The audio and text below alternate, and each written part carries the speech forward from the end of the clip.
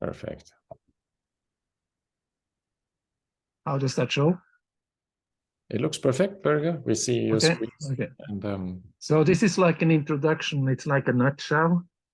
If you are very interested, you should read this.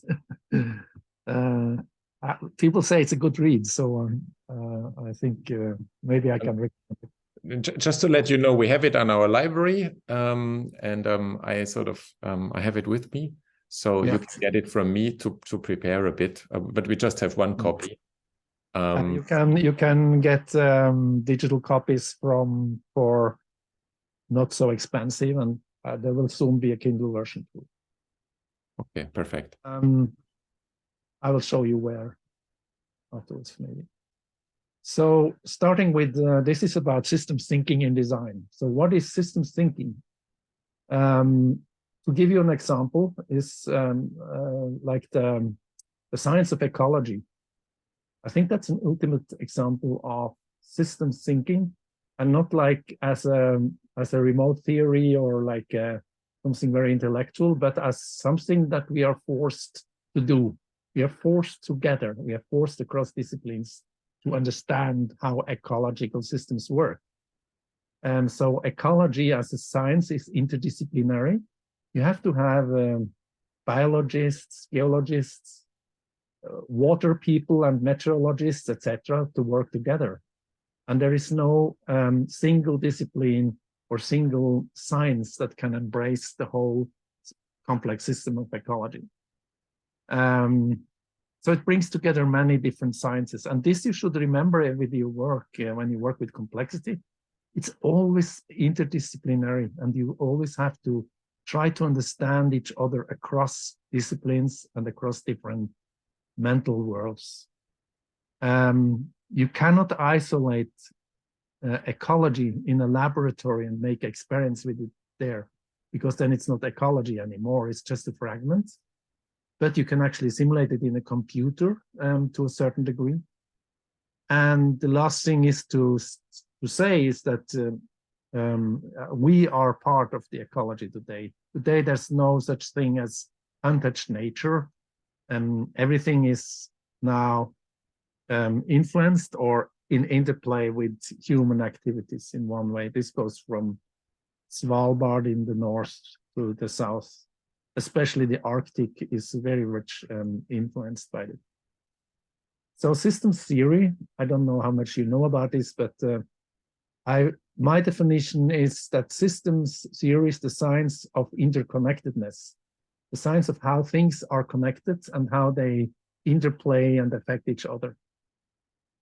So systems theory was first originated in biology, like we had this example of ecology. In the 1920s, out of the need to explain the interrelatedness of organisms in ecosystems. And there's a few names you should remember. It's Ludwig von Bertalanffy, who was writing this book, General Systems Theory, in 1969. It's actually a quite good read. It's one of the first books I read. It's funny. Well, it's not funny, but it's not so hard to read, and you can give it a try. Now, as a systemic designer or systems-oriented designer, you don't need to know all those theories, but they can be very inspirational. And what you need to know is that you are that the systems field is that big. You have to respect that field. There's other knowledges that are not necessarily in design. At the same time, there's many designers, or there's design history that has been dealing with systems, like people like Buckminster Fuller, Horst Rittel, John Chris Jones, Russ Ackoff, Christopher Alexander, Bela Banaffi, Harold Nelson, Richard Buchanan, and Wolfgang Jonas and others. They are all in one or the other way connected to design. Some of them are architects, some of them are designers. Some of those names you should know. And others have been, like Bela Banaffi has been looking very deeply into design, though he's not a designer himself. And And I wrote this some years ago. However, systems thinking has not yet made it to mainstream design practice, despite the recognized needs for coping better with, let's say, call it complexity or systems. I have a feeling that this is about to change slowly, that it's getting into more and more mainstream design. And we also see this from very positive reactions. The other day I was at the police in Oslo, Norway. They have a quite big design department with service design, and they were, I had a lecture about systems-oriented design, and one of their employees signed up for our executive master. So it's even in the police. So what is systems-oriented design? In systems-oriented design, we look at businesses and organizations in the same way as we look at ecologies. Like the notion of sustainability is not only a matter of being green, but also a matter of technology, economy, management, culture, politics, and market.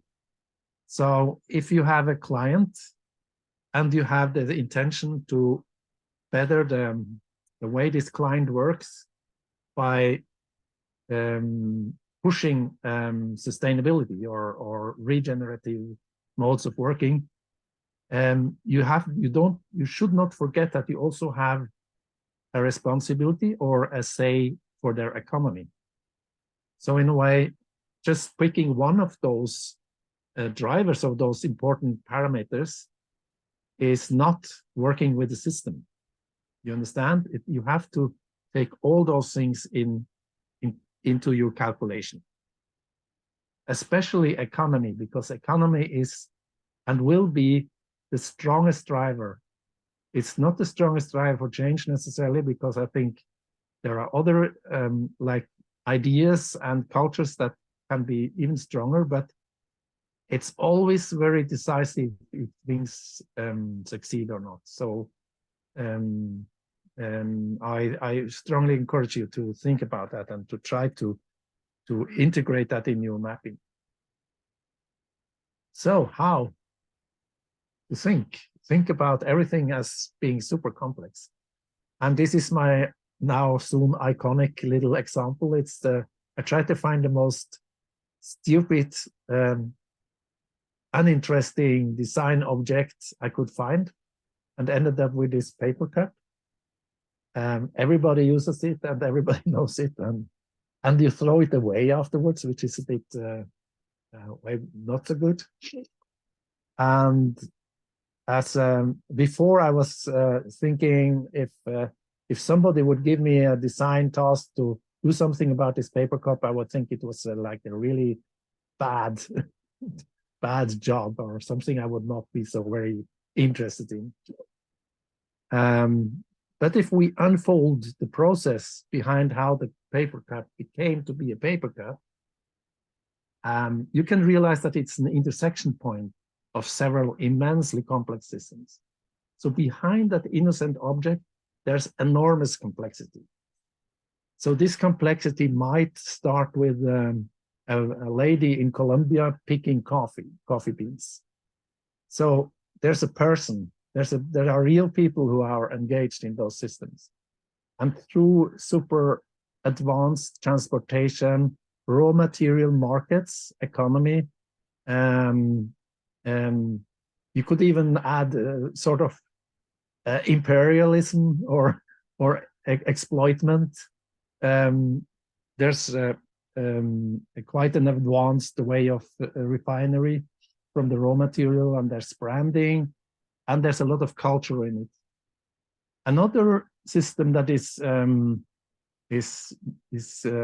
brought together in this little innocent object is maybe starting in a forest in Finland, where somebody cuts down a tree, and through quite intriguing and complexly researched paper production. There's even an Institute for Paper Research in Stockholm. It ends up as a paper cup.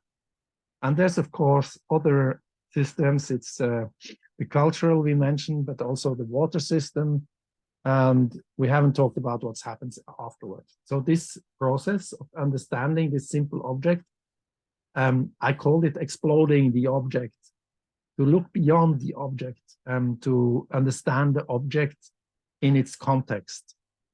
The cool thing with doing this is that the boring paper cup suddenly became super interesting and the starting point for some very cool desktop research or also real life research, and possibly also unraveling new ways, new ideas, and creativity.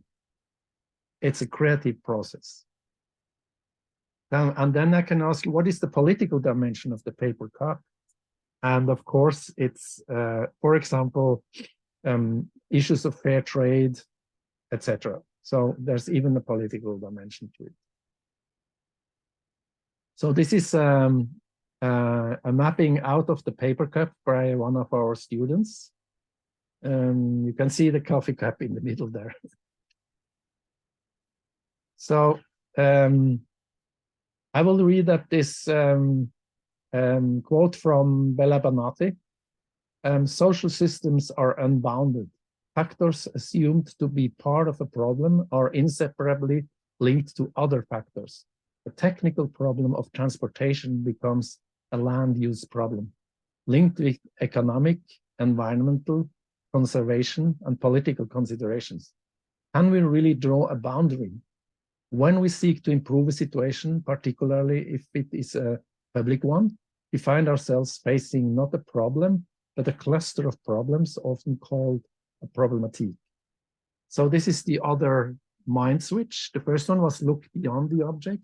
This one is to look at, forget that there is a single problems that you can solve, but you have to look at networks of problems or systems of problems. Because if you look at singular problem and try to solve those, you run a great risk to create new problems elsewhere. You just move around the difficulties. So evil tongues say that designers, this design profession, these are the guys who live from correcting errors done by earlier generations of designers. So it's a self-feeding profession. That's evil tongue, but it's something to think about.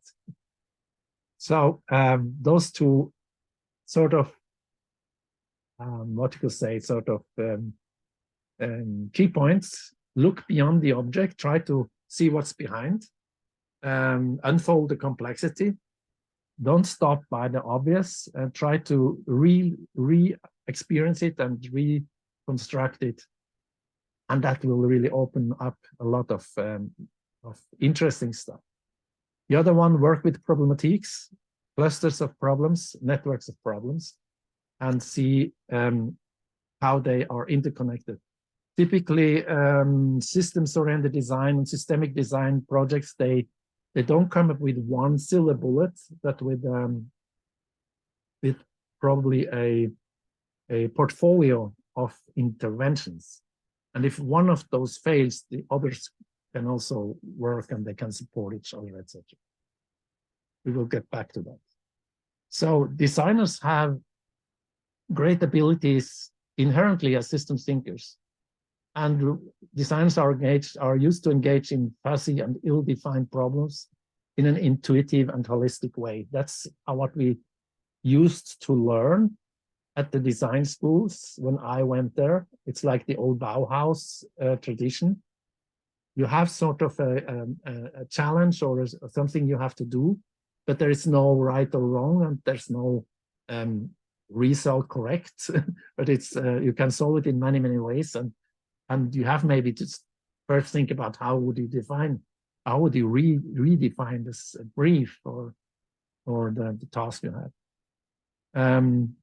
We are pretty used to work with wicked problems, or this kind of being in that wickedness, and that's unease and sort of difficulties of working with wicked problems. I think we're getting more and more there. And this also called interlinked problems, or were called mess by Akoff. He was an former architect, and being thrown into it is also described as throwness and muddling through by Lindblom. So there's no clean process. I'm not going to give you a clean process, stepwise, do this, follow this prescription, then you will get a good result. It's not how the real life works. This kind of prescriptions are only for very, very new beginners, and you have to move beyond those beginner stage immediately. So these are just recapping the wicked problems. I assume you all know, have heard about wicked problems, and yeah, you could just, I will share this this presentation and you can just recap it there. So what is important to remember is that it's it can be quite harmful to be a designer. So Acuff and Sheldon, they formulated this sentence, which has become quite repeated many times. The writer we do the wrong thing, the wronger we become. And I put this to the very very edge of it's like an extreme example. It's Albert Speer's Cathedral of Light in Nuremberg in 1936 at the Nazi convention. And some architects try to say that, yeah, he was an architect, but he was a bad architect. But I don't think he was a bad architect. He was very, very efficient. And I think nobody can claim they wouldn't be influenced by being at that place at that moment.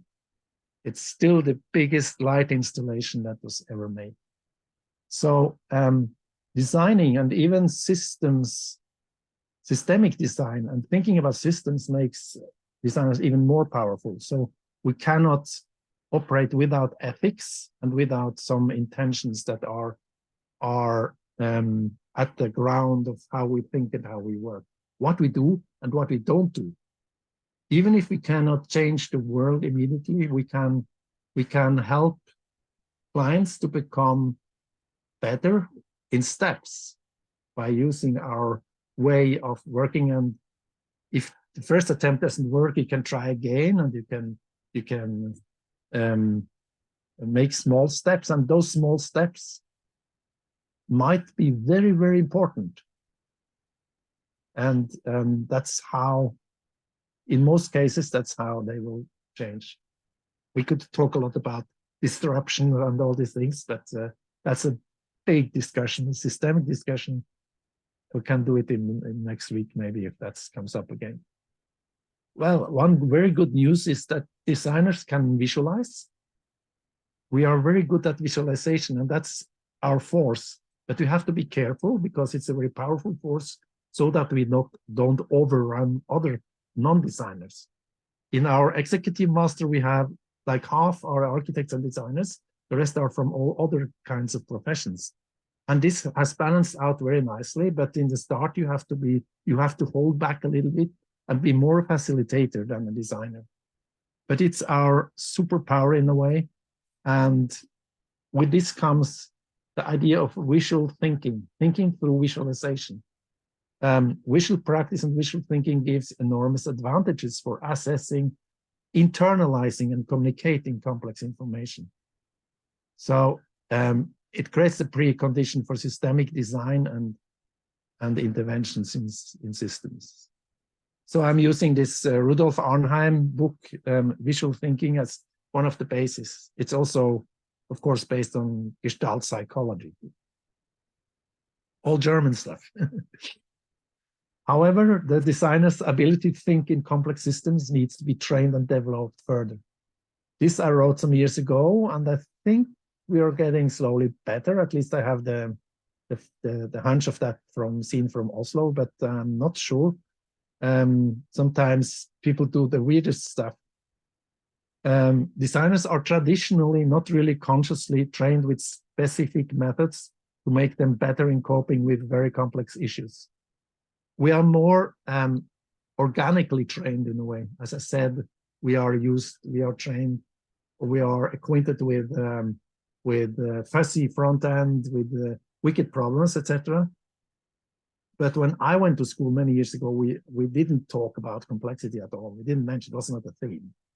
And it has become better, but we're still doing stupid stuff because we are not putting the boundaries of the systems we work with in the correct place. We don't include the consequences of what we do. I have many examples of that, and or even something started by former students by us who had even systems-oriented design. But, yeah. So our mission is to help you guys to become better at coping with complex issues. So in the main thing here is the idea of gigamapping. Gigamaps are, it's actually not a method or a tool, or you can call it a tool, but it's not defined very sharply. It's very open. It's actually just an idea. And the idea is that they are extensive, multiscalar, mixed, inclusive, genre-breaking, unorthodox, creative, messy, myriadic visualizations of fields, problems, issues, subjects, environments, things, and social constructs in the world. So the gigamap is very open, and you can interpret it and you can use it in a long series of situations and to help working with complexity, even to work across disciplines. Gigamaps are super helpful in the communication.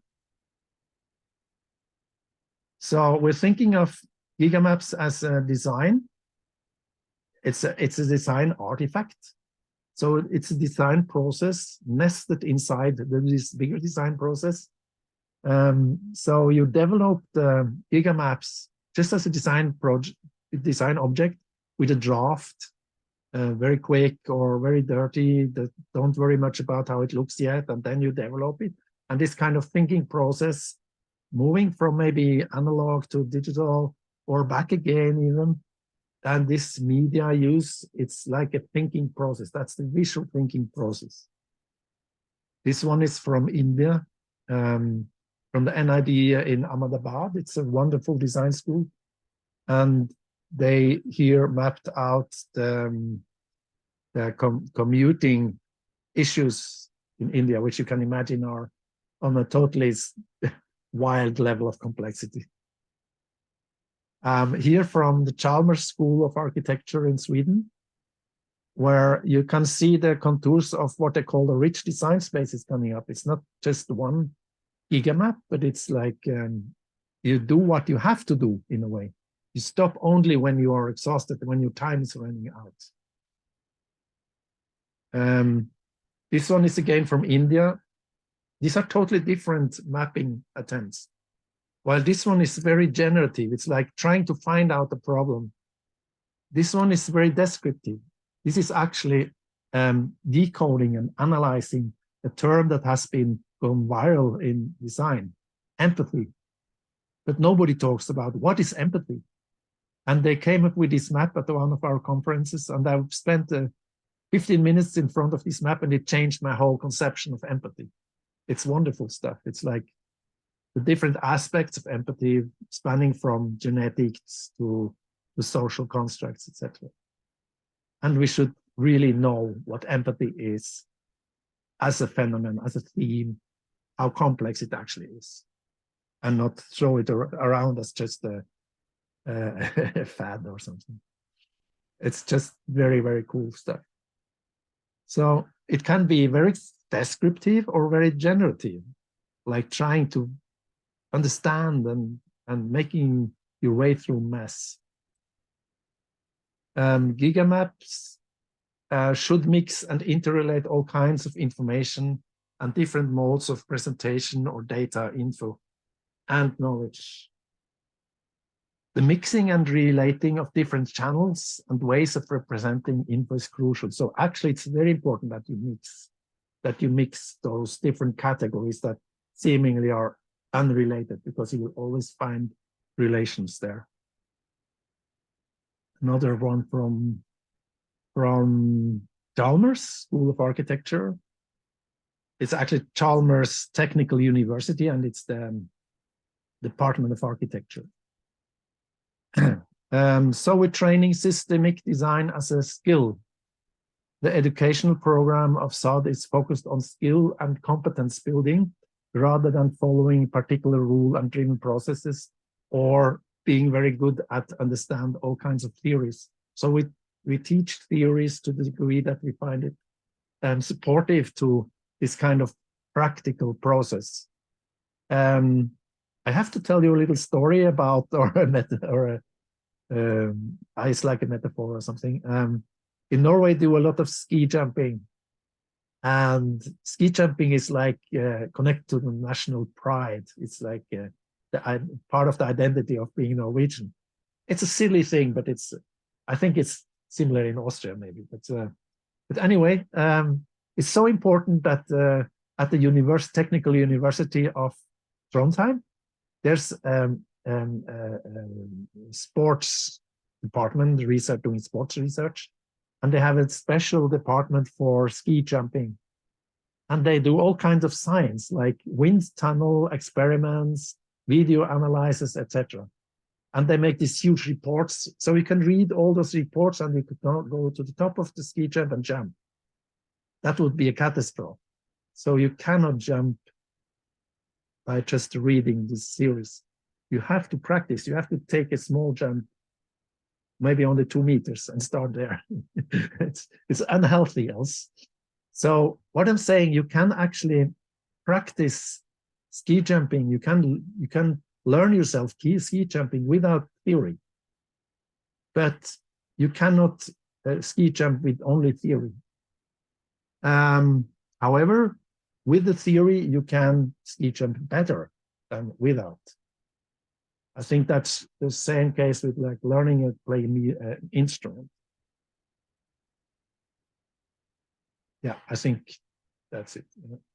So this is another example of a gigamap. It's an urban habitat in the center, and it all spans around it. But what is particular with this map is that it's very much geared towards the relations and not so much the objects. You see, the objects are sort of dimmed out. They're not framed properly. And the relations, the arrows are drawn much stronger. And they are color-coded. And to the left, you see this legend of what we call a library of systemic relations, which you also can find on the web, which is quite extensive library to explain that a relation can be many things. There are many different relations, and you should move your attention from the objects to the relations. As designers, we are programmed to be object-oriented, but as a systems thinker, you need to put some more emphasis on the relations. Not forget the objects or the entities, but move your attention towards the relations a little bit more. Yeah. This is a project with a master's thesis many years ago. It's about an oil spill phenomena, and I just explain very shortly what it's about, because that's kind of very illustrative how systems thinking can change the preconceptions and how you think about a project or a problem. Now, this guy, he started with the intention to work with oil spill. There had just been a big oil catastrophe right outside where I live, and it was a big work to clean it up. And he was like a good design student, and many others like him. He wanted to clean up the oil spill, but starting to understand the whole system and systems that were not actually part of that systems. They were not conceived to be part of the system before he really understood what's going on. So he enlarged the boundary of that system, and he understood that there was so much more to do in prevention. And he brought together different sectors. The coast of Norway is sectorized. That was one of the problems. He even brought in leisure boats, like private people in their boats, as observants and informants in a kind of digital system that was calculating risk, like a weather forecast almost. So one could prepare and try to avoid this stuff. So this was very, very radical and very new, but I know in Denmark, at least, there was something like that implemented. Not exactly the whole system, but engaging leisure boats in the communications flow. Gigamapping can take all kinds of shapes, and I strongly encourage you to be creative. Here is like a timeline, but it's like mated with some kind of relational map on top of it to the left. So what is very important is the communication. The communication towards the outside, of course, but also the internal communication in a group of interdisciplinary actors. So if you can talk to people during this course, if that's possible, that would be very, very beneficial. Or later after this course, and you go out and talk to people, you can use gigamapping to talk to them, to understand them better. And if you think about it, this is very cool. This was actually discovered by one of my colleagues, and he calls it jumping conversations. So imagine you are a group of people with different backgrounds, and you try to understand and talk about a very, very complex problem. What's happening all the time is that people, they are talking, but they don't understand each other. They think they understand each other, but they can talk for hours and talk about different things, and only after a lot of effort discover that this is how you think about it. If you think about it, how can you talk about the whole system without jumping in the conversation, without jumping from one theme to the other? It's not possible, because you have to find those connections across that complexity. But jumping in a conversation is very disruptive, because you have to change what you talk about all the time, and people, it easily breaks down and ends up in chaos. That's why in meetings you normally have an agenda, and you follow that agenda. That's nice, but you will never discuss anything that you already have discussed in a way that you already understand needs to be discussed. So how can you jump in a conversation without having this disruptive and this destructive effect of it? Through gigamapping. If you have a gigamap and you together create a gigamap, and you can jump and you can say things like, over here, we have to connect this and that, and everybody understands immediately where you jumped. And this is just such a wonderful effect, and he wrote a paper about it also. This is especially super important and totally crucial when working in interdisciplinary settings. Everybody's talking about interdisciplinarity, but it's handled so badly, and it's so hard to do, that this is really something that helps a lot. Here's another one. It can be like that. So gigamaps, we could add even more things here. But this is just a quite old diagram now that explains that you can put all kinds of other stuff into it, like service blueprints or mind mapping, causal loop diagrams, statistics, texts. The gigamap is kind of a big arena where all these kind of things can come together and be interrelated and play out in a way.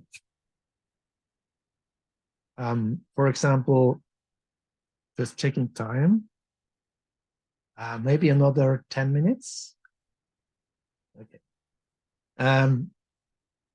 For example, this is a map of the housing system in Norway, how it works I say, why it's getting more and more expensive. And this map is done according to a modeling orthodoxy coming from system dynamics. You can see there's small plus and minus each arrow. I won't go into and explain it. But the point is that it's basically quantitative.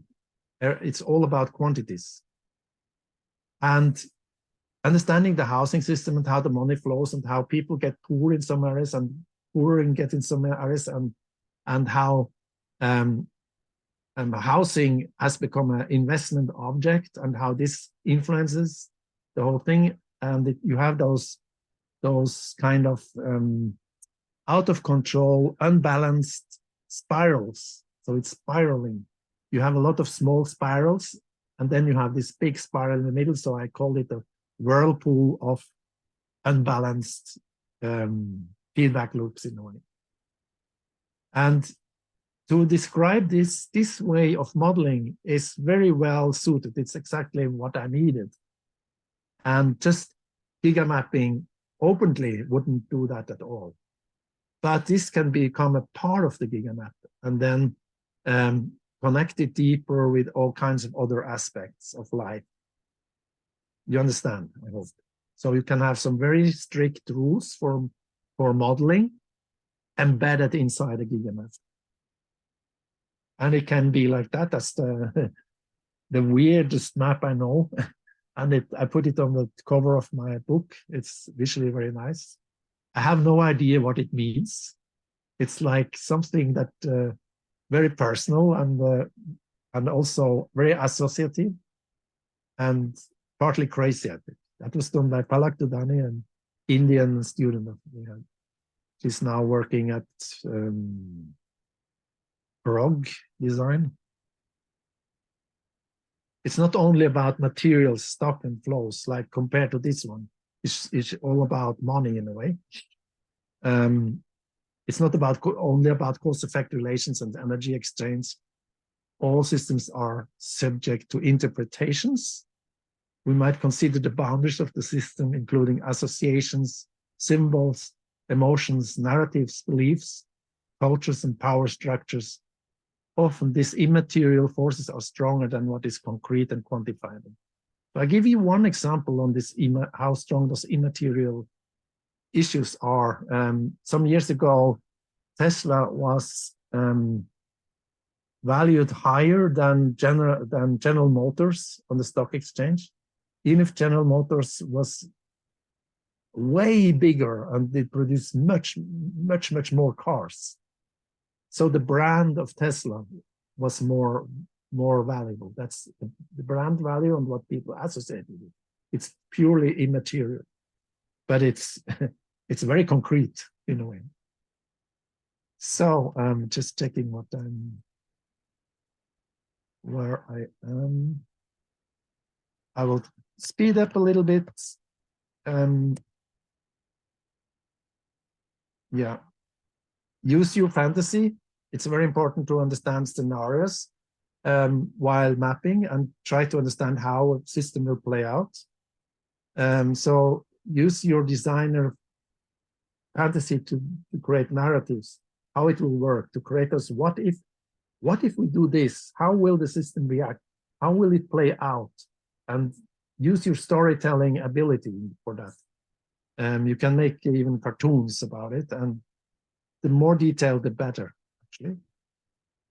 Here we go to what we're talking about before, this rich design spaces. This is like a group of 3 or 4 students working with a complex issue, and you see they have a whole space. They're totally immersed in the information.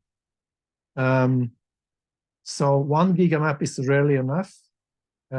Often you need a whole project room. It's another one. And those rooms can be organized like these guys did. You can go through it. It's like they have different, like a geographic overview, notes on the lab. They were working with libraries, mapping potential areas after visits, etc. So one really important aspect of gigamapping is about memory. I think, I don't remember who said it actually, but a lot of decision making is done on short memory. So you base your decision making on some of the last big issues that came up, and you forget about all those issues that came up earlier in the process. So gigamapping and making a rich design space is actually a super efficient memory enhancement technique. It's a spatial memory. It's similar like it's imagined memory palace, but it's real in a way. If your rich design space would burn, you would actually be able to reconstruct most of it because you already have internalized it. By creating it, it's a super intense memory enhancement technique that really works. Also, that information is immediately accessible. You would remember sort of where are those things. Maybe not, you don't remember the exact thing you're looking for, but you would remember where in the space it actually is, where you could find it. So memory is very, very important. So make decisions on short-time memory is not a good idea. So what about creativity? Systems-oriented design is a creative tool. So it helps you to break the schemata, your preconceptions. If you remember, my preconceptions of the coffee cup was that it was silly junk in a way. It was not interesting. And after exploding it, looking beyond it, I found totally different perception of that cup.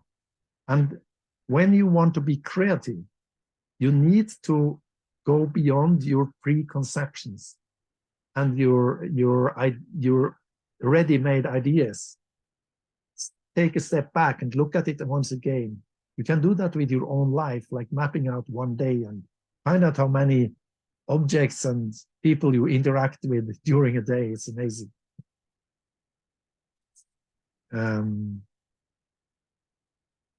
To change those perspectives, this is a little model we have, like the frog and the bird, obviously, and the microscope looking into details, and the telescope looking at the horizons and the boundaries of the system, or the imagined boundaries. This is just to say that a gigamap, if it's on the same horizontal level all the way, and it doesn't jump up and look at the whole or dig down into things, or looking from down up, it's probably not as good as it could be. So you have to drill down into details, and you have to have those, not only this horizontal stretch of the map, but also the vertical stretch, if you understand what I mean, like the different perspectives. This is just, I won't go into it. This is framework for, it's like a creative, systemic creativity framework, how you could run this over and over again as a creative process. We might come back to that. So I will then just stop sharing and take a few questions, and then I will show you to direct you to some example projects and to those web pages, and leave some time for Philipp also. So I will do this directing very quickly. So any questions or comments? If not, I'm going to just bring you to those projects. It was very interesting as a comment. Thank you for thank you. presentation. Nice to hear. It's always nice to hear. I'm starting to get very thick. I start to get a very thick skin, but I'm still always a bit nervous before having presentations. It never goes away. So that's healthy. yeah. Okay, so let me just bring this somehow. Yeah. You can see the website, I think. Just wanted to, how can I relocate this? The Miro thing was not that the Zoom menu was in the way. making this a bit bigger. So this is the systems-oriented design website, systemsorienteddesign.net. And here you have all kinds of things. If you want to buy the book, this is the commercial here.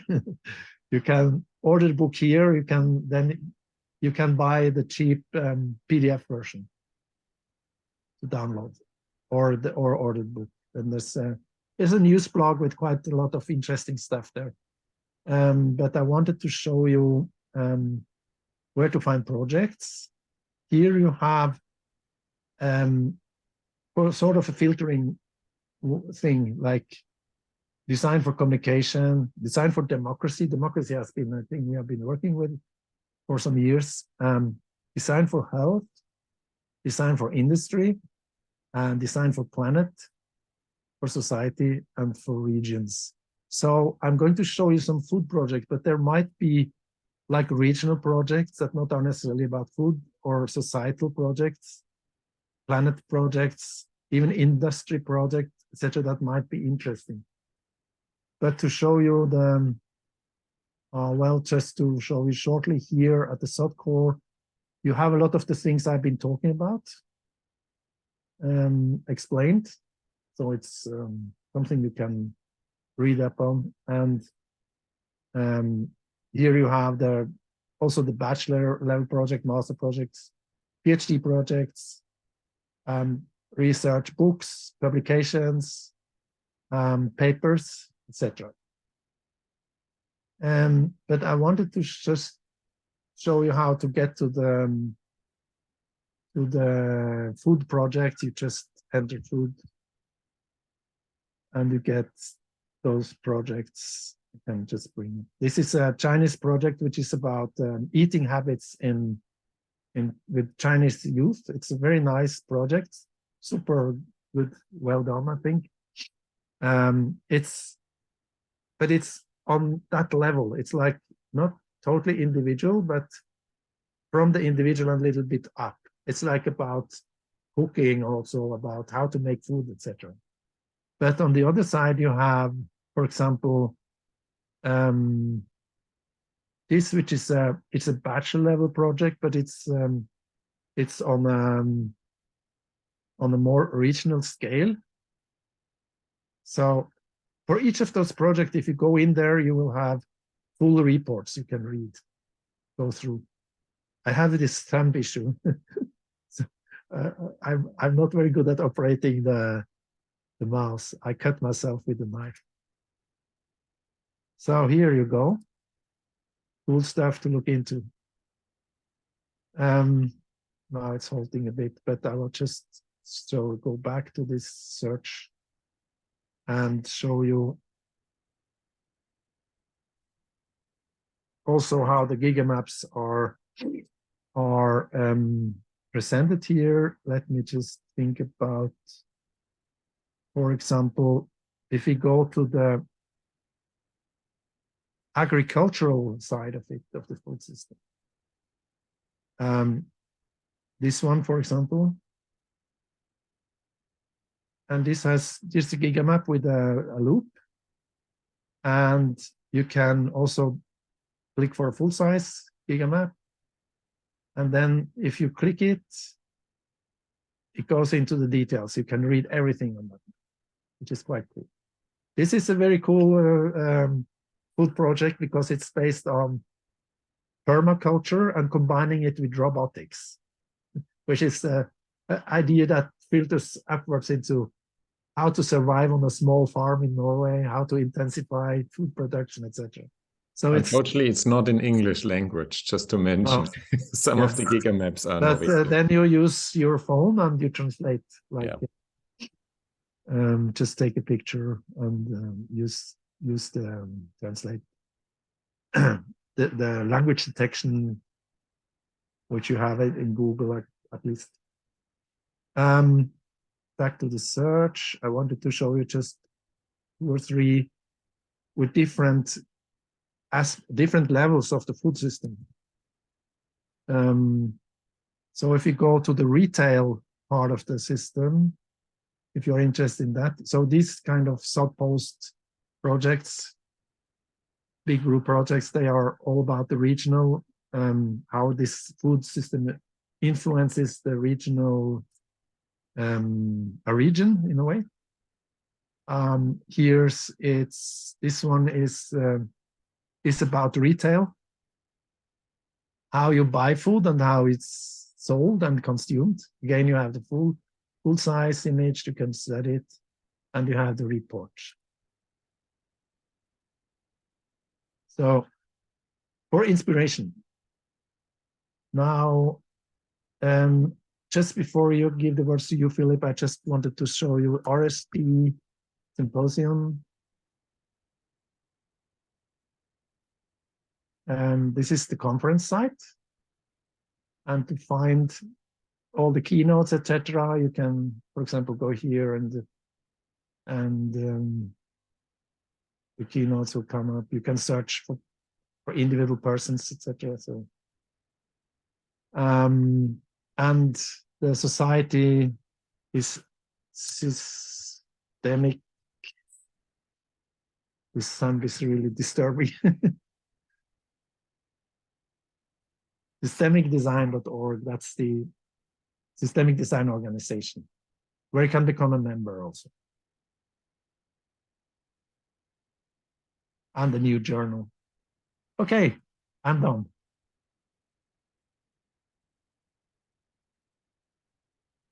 So. Okay, perfect. Thank you for this. Pretty much right in a nutshell, scratching the surface. I think now you know why it really makes a lot of sense that you have a couple of days to dive deeper into sort of some of the examples you have shown.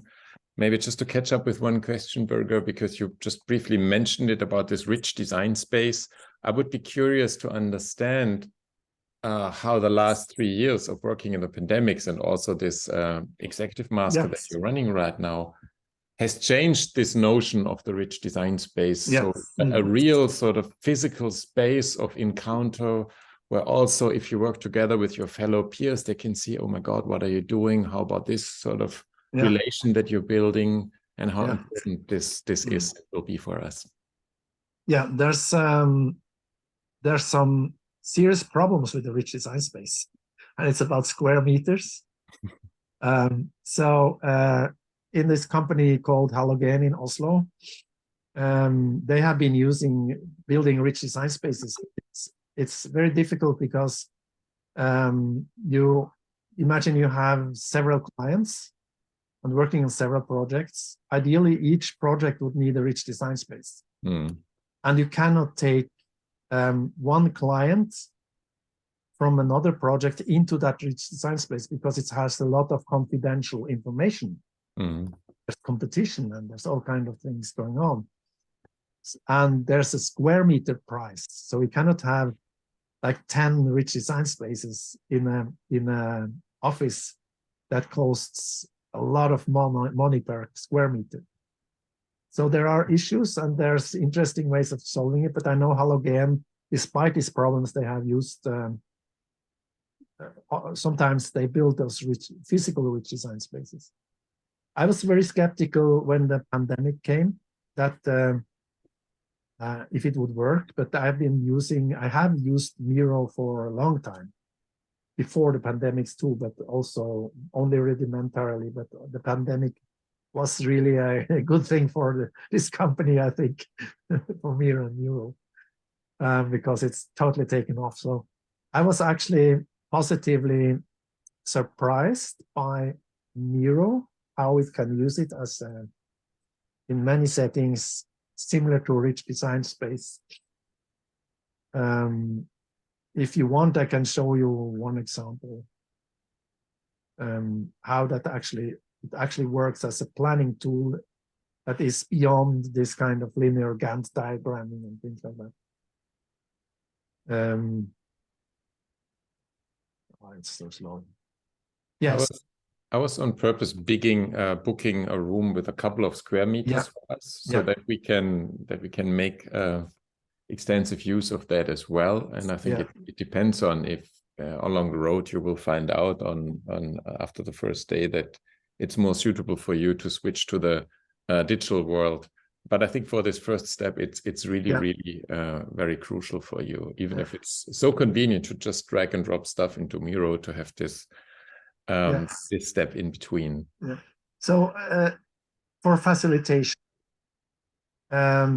it's useless.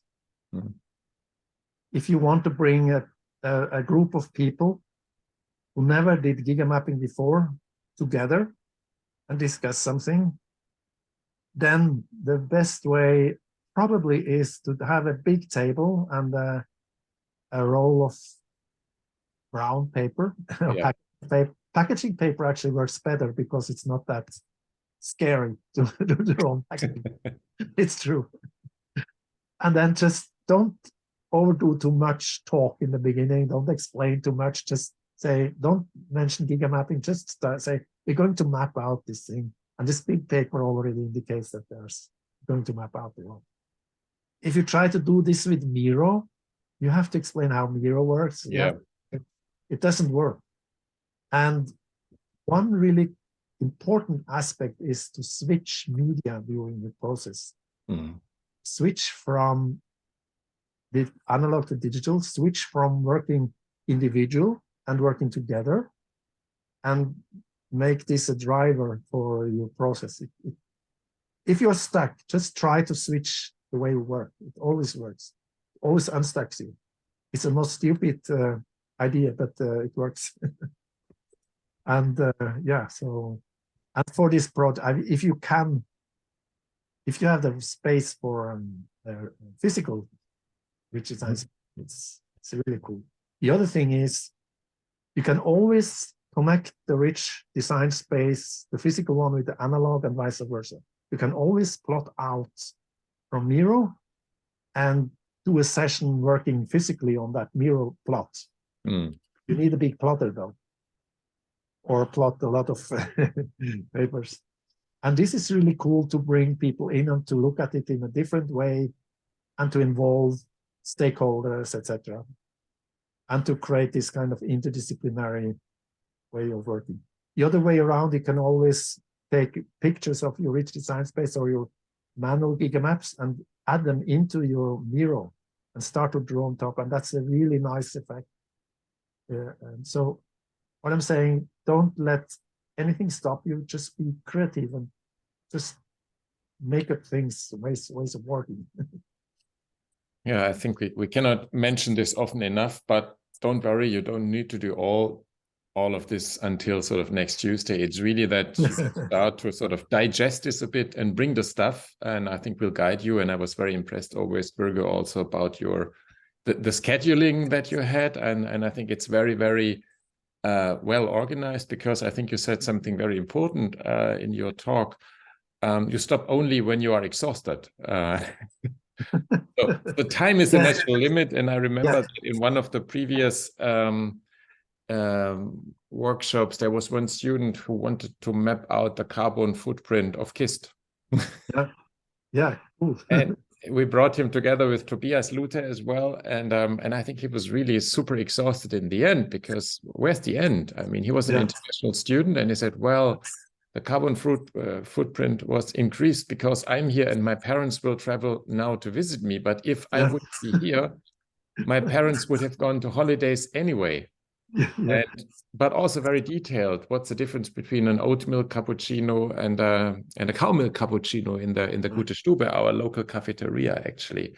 And I think so. Really, not talking about it, but really mapping it out, and then sort of getting your expertise in really finding in the criteria where to zoom in and what's super relevant and where to find leverage points. I'm really looking forward to that.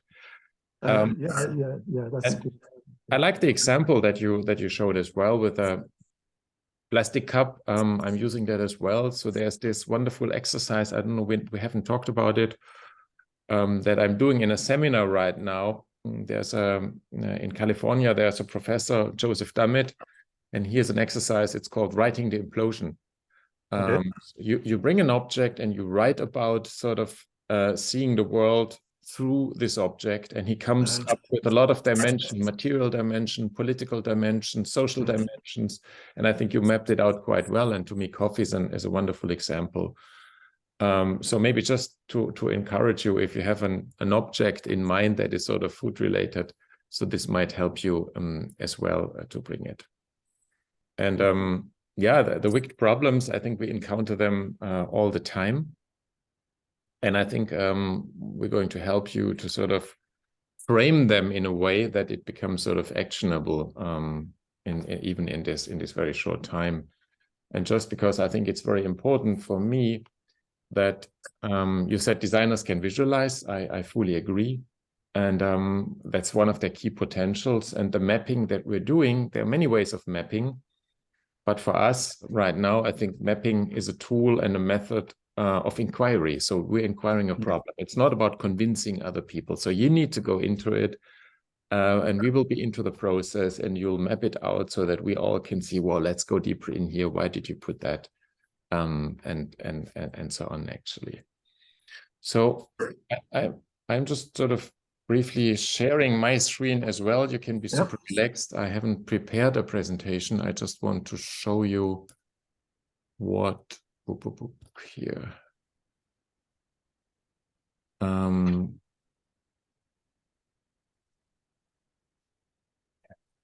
out here. Good.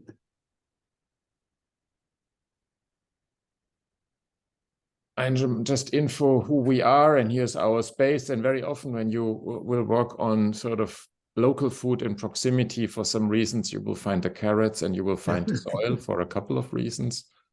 And I have, well, what does local means and what does proximity mean? I like the word proximity because do you think about that? Because this is not only a geographical proximity, it's about the process proximity, and economic proximity, and identity proximity. That's cool. Yeah. A relational, a functional, a cultural. Yeah, it could be emotional, an experimental, and an access proximity. It goes beyond the concept just of the local proximity in terms of the food miles that you might sort of be around with. So that's why I like this topic a bit. And here I collected a couple of resources for you. It's all sort of PDFs on food systems. You can browse through that. Sort of different reports with some comments, a brief movie on food systems and sustainability, some research papers you see about food miles and so on. Then the Ellen MacArthur Foundation, whenever you've been into the circular economy, they have amazing work also about food. And you shared this example here already, Birger, about the Norwegian food production. I think that's also an excellent work that is on the systemic design website. Well, just you see articles, very different ones. And I started, well, on specific food. So for example, this is a scorecard about soy. Yeah, if you're interested in one specific type of food, let's collect that material as well. It can help you because what you can do for soy, you can do for anything else. Then we can, because we are here in Cologne, in Germany, some examples about this is Berlin and Stuttgart. Then in Cologne, next to the KISD, we have Neuland Köln. It's a mobile sort of garden, actually. Hands up, who knows Neuland? Ah, okay, one person. It's so close to KISD, but many people sort of do not know it. Then in Cologne, we have an Ernährungsrat. That's the food council with very different stakeholders. It's super, super slow. We're right now trying to convince them to allow us to make a food forest, because two of my students came up with this idea more than 2 years ago, and still we have no go. And then in Germany, I think, I don't know whether they are also around in Norway.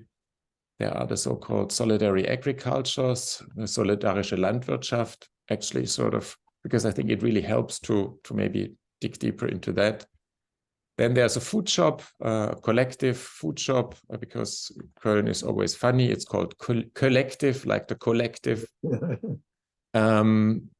Yeah, they're convinced about a system in sort of being together and choosing the products and thinking ecologically.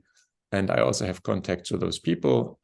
So I collected some of the resources for you here as well. So you can just sort of browse through it. And as mentioned, as I will go to Barcelona, because I think this has extremely interesting sort of ecosystems around food, agriculture, architecture, urban planning, some of the material that might be interesting for you as well.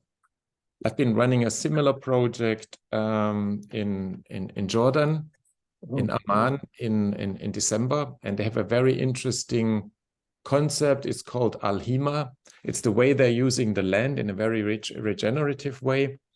Maybe something like that might be of interest for you as well. Some sort of books and some movies here. Kiss the Ground is a super interesting movie to watch. And Food Inc., I don't know whoever watched this. It's really after that you stop eating food as you did before. So I think all of this can bring you a bit in the topic.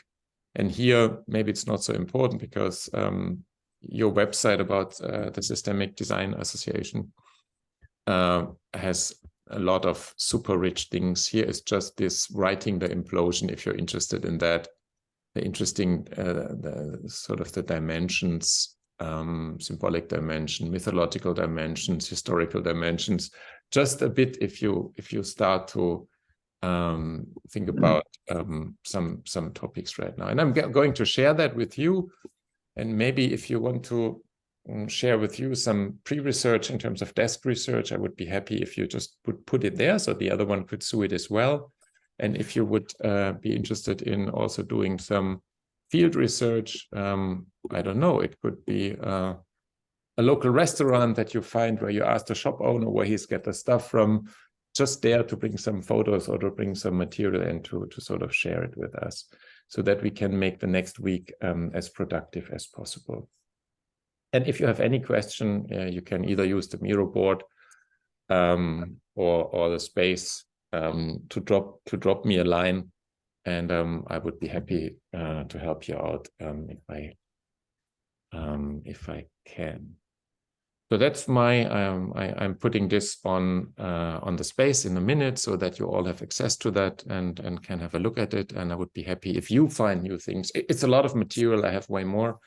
You don't need to go through all of it, but I think all of you have a certain interest already sort of related to food. So please feel free sort of to dive into that and sort of contribute as well if you have sort of some additional findings. Can you send me an invite to the Miro board too? Yeah, please, I will. Okay, so are there questions from your side? 90 minutes without break. I just want to say thank you too for all the talks. That was a lot of information and many great resources. A bit too many, I feel like. Yeah, so I just maybe would you please like briefly go through like when and where we're meeting next week and what are the preparations we should do? Okay. We're going to meet next Tuesday at 10 o'clock because Monday KISD will be closed, so you still have time to celebrate or what else. And I was kindly asking you to spend as much time as possible until you're exhausted. I mean, it's just a 3-day that we're having Birger physically there. I will be around all the time as well. Of course, I understand that some of you might to sort of run out for a seminar for 2 hours, but if you don't have time for a full day, it sort of might be a bit of a problem because then I think in the beginning, Birger, we will sort of structure what to do in the 3 days or 3.5 days, because on Friday there will be a presentation. It will be an internal presentation where you present your work and we will give extensive feedback to you. What to do until next Tuesday is to just get familiar with the topic from your side, maybe after you've seen right now a bit about systems-oriented design, maybe sort of check the website a bit, make yourself familiar with the method. But don't worry, we will have the expert with us next week. You can get the book from me, or you can read a bit also on the website. And I think it would be great if you would come on sort of on next Tuesday and have already an idea and did some explorations how you want to sort of tackle this issue of food. Maybe you talk to a farmer, maybe you bring a carrot already and have sort of a brief drawing of what you think is sort of connected. And I think we'll all be surprised what will be sort of behind that. I mean, you know, there's no clear delivery what you sort of need to bring, but we want you to be prepared. And we want you to have a first idea what you think is an interesting sort of entry point in this complex topic here. I mean, Birger, what do you think at which stage, because you've been talking about mixed problems in the very beginning, at which stage we should ask the students to come up maybe with a question, like how can this carrot change, or how can we reduce the food miles, or how can this carrot educate younger people, whatever. Mm-hmm. I think it will be a longer process, but you might already bring something as a question. Yeah, I think I'm not afraid of early questions and early design. Yeah. So design drafts. I think a lot of people say you should hold back starting to designing. I disagree with that, because I think it's very hard as a designer to avoid having ideas. Yeah. And I think it's unhealthy to avoid having ideas. But you shouldn't lock onto them. Don't fall in love with them, but you use them as questions. What if questions? What if I do this? I have this idea. What if I imagine it could be realized? What would happen? How would the system react? And what would I achieve? How much effort would I have to use to achieve? Not so much, maybe. You know, it's you have to find those good ideas. Actually, we'll talk about that later. But you use them to investigate the system. By having these what if questions, you will ask how would the system react, and that would you would learn more from that. You would think through, who would be against that? Who would be against that concept I have? And why? And how can I change it to, so you have some cool questions, some crazy ideas or whatever to discuss, not as something to follow up or necessarily to be the final thing. As you remember, we are not working with singular solutions, but with networks of solutions. But bringing up such things on Tuesday would be positive. I think it's very good. I'm also working a lot with questions, or of course with assumptions, and sort of be open, and you might have something in mind. And right now you have very sort of general things like a food chain or sort of food systems. But David, for example, you've been talking about food waste and heritage that you sort of did before. And food waste is a nice example, because normally we say food byproducts, because waste sort of already sort of limits your thinking. And one example that I think is quite nice, if you come across, for example, compost. If I would do a project about compost, maybe no student would come, because, well, it's not a design project. But I've been running 2 projects right now with a winter school in the Scottish Highlands, and both times we ended up with working on soil, because soil is something super important.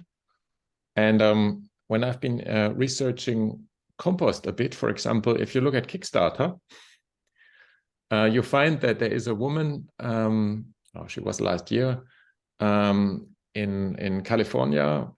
She calls herself the compost queen, so she's driving around and collecting all the compost.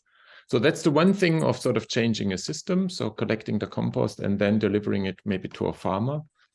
But for example, if you on your own, I don't know, is anybody of you collecting compost at home?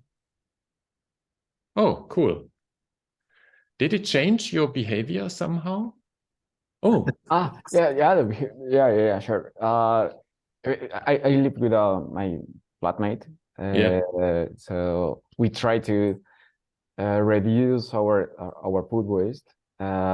We make compost, and for example, we use the coffee, for our plants. We have in the garden different kind of edible plants. So we try to make a good use with these kind of things. Are you using the soil on your own later on, or for the soil alchemy or something like that? We're learning, but it's other step. Because that's an interesting change in mindset. Once you do your own compost and you're using the outcome of the compost for your own soil, you start to buy different products without pesticides, because you will understand that bacteria cannot sort of kill all the pesticides, all the pesticides. So you will buy sort of maybe more healthy or food with less pesticides. So because once you have it's a key element, the earlier you are in the food chain, the more impact it has. And for example, I know for this solidary agriculture, those are around 180 people or families in Cologne, sort of supporting one agriculture with 2 or 3 farmers. And they are not collecting the compost. Why? Because they are certified, and certificates are another interesting topics. They are certified by Demeter, what is the highest ranking organic certificate. And there you have to prove, you have to have full control of your compost as well. You cannot buy avocados from Aldi and then put it in the compost and then sort of put it on the field. So I think it's very small things that you can do with a lot of impact, with a lot of opportunities for behavior change. I think so. Those are my 2 very simple things. Try to start very small. Think of the coffee cup actually, and don't limit yourself. That this might not be that the contribution might not be important enough to the system. I think you'll be surprised about what we will find out together next week about sort of your approaches. Okay, cool. So if there are no more questions, I'm sharing this video. Before you do, I just wanted to show one Yes. example. Oh. So don't limit yourself thinking about what is a gigamap. A 3-dimensional gigamap? Yeah. It was a bigger rich design space. So it doesn't cover everything, but it covers certain things. Just to open up the minds here. Have fun. Okay. That looks amazing. Actually, that I don't expect you to do this until next Friday next week. But I agree, and I think that's really the fascination. Even if Miro is very easy, sort of to reuse your content, a quick drawing, as we did it on napkins right now. We have sort of large rolls of brown paper, of course, available for you. Helps a lot. And if you want to work on Miro, let's print it out on Tuesday night and bring it and draw on it, because we have, of course, large scale printers as well. Okay. Cool. I'm very interested to see what you're bringing, and I'm looking forward to 3.5 days of intense work with you. If you have any question, just drop us a line, and most likely we will have 3 or 4 more students. One just wrote that the Wi-Fi broke down this morning, so she will come for sure, but I guess we will be a bit more.